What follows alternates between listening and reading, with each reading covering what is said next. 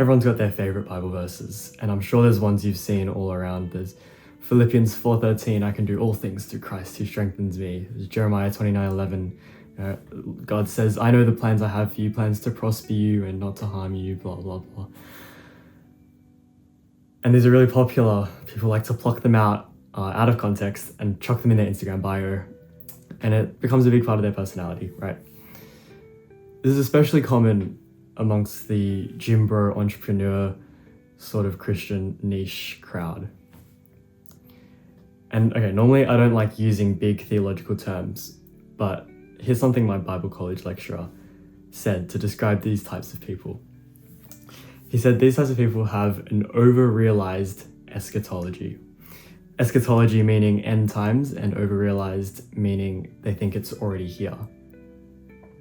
So in essence, they think that the end times where Jesus puts an end to all sin and blessings and prosperousness is all that remains. They think that those times have already come here. I can do all things through Christ who strengthens me sort of summarizes that notion. But I mean, even that verse alone is taken out of context. Paul is writing this from prison, and he's expressing gratitude for all the financial support he was receiving from the Philippian church. And he's saying, well, like, thanks for that, but I can do all things through Christ who strengthens me. I don't really need that financial support, even though he's so grateful for it.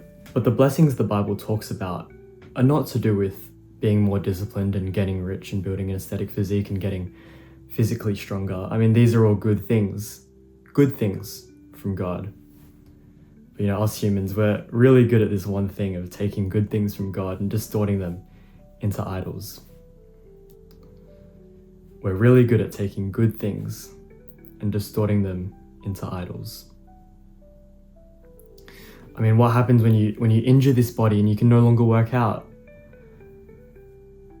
What happens when you're overwhelmed by the stresses of life and all of a sudden you find yourself in a crippling despair, depression and anxiety that being more disciplined and working out more isn't going to overcome? What happens when your mum has an injury and she now requires full-time care and you can't pour all of your hours into your online business?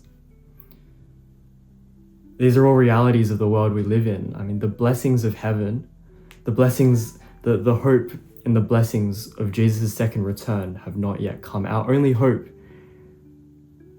of a recreated, regenerated, perfect world is in the return of Jesus, in his second coming.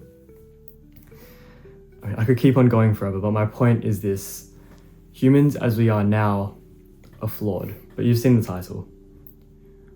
Why am I saying that Christians need to be ambitious? I mean, this whole time I've been going on about why worldly ambition and being more disciplined isn't really going to get you anywhere.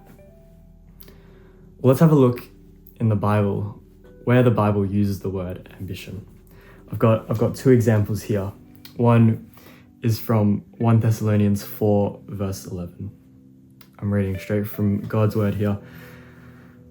Make it your ambition to lead a quiet life. You should mind your own business and work with your hands, just as we told you.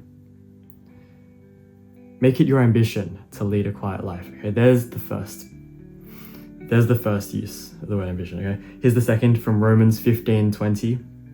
It has always been my ambition to preach the gospel where Christ was not known, so that I would not be building on someone else's foundation.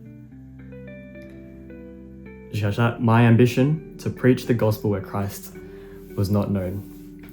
So both of these are coming from Paul, and just a bit of context. So in the first example, Paul is saying, make it your ambition to lead a quiet life and work with your hands. So Paul, when he's doing his gospel work, his ministry, he's actually not being fully financially supported at certain times in his ministry. He worked a second job as a tent maker, making tents to make a living, so that he could present the gospel free of charge to the churches that he was planting and ministering to. And that ties in with the second passage from Romans, where now he's saying, well, okay, it's always been his ambition to preach the gospel where Christ is not known. See how those two tie in together.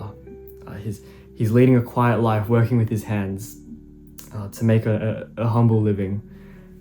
And as a result of that, he's able to preach the gospel where Christ is not known. Just picture this for your own life. Imagine if for your own life, those were your two biggest ambitions: to lead a quiet life and to preach the gospel where Christ is not yet known. I think a life characterized by those two ambitions would never let you down. I mean, the motivations and the hopes that drive those two ambitions, they never fail. Jesus never fails. God and his promises in his word never fail.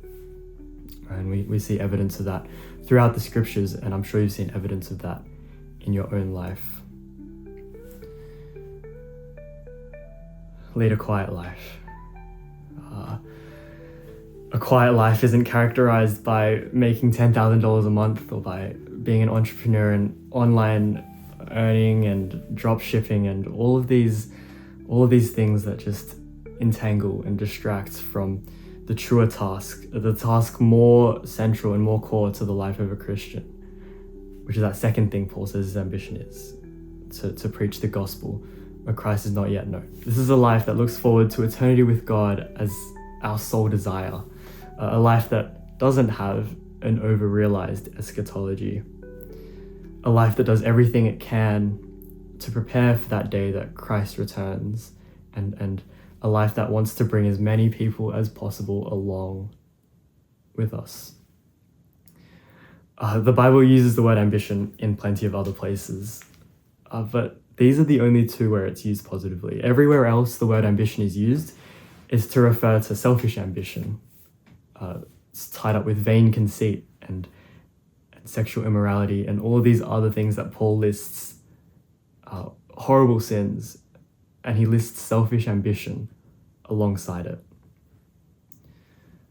Selfish ambition as opposed to godly ambition, the contrast couldn't be more stark. Selfish ambition leads us away from God, but godly ambition leads us to God and leads others to God. So I'll leave you with that. Make it your ambition to lead a quiet life, mind your own business and work with your hands, and make it your ambition to preach Christ where he's not yet known. I'll see you guys next time.